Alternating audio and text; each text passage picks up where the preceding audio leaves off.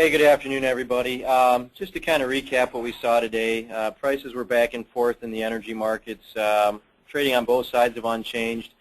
Got a little support equity trade today. There were some better than expected new home sales numbers for June after the abysmal numbers that we got for May.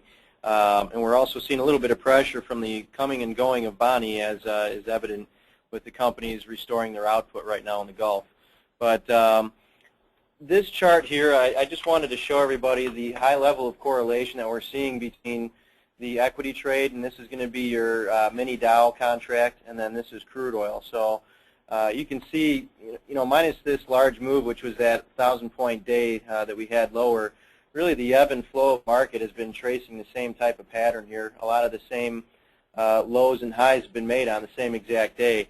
And really what we've been trying to do is take the short approach to crude oil under $80 here, trying to time these sales with certain resistance levels for crude when the equities were also hitting certain resistance levels. And the problem really in reality, to being honest, is that the equity markets are a lot higher thought they would be right now. That's why selling crude oil has not worked.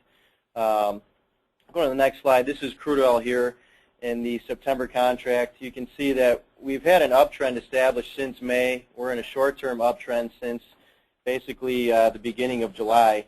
And one of the reasons that we're seeing this type of trade with this uptrend is because of this chart right here, which is the dollar index.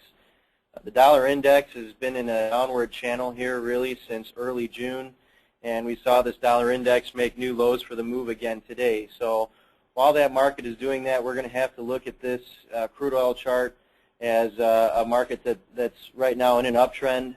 This downtrend line just comes off of last Friday's highs, but you can see that the downtrend used to be off this high, then it was off this high, then it was off this high. So these downtrends aren't holding. So at this point, with the dollar making new lows and the equities continuing to point higher, we're going to be looking at the buy side for crude oil right now.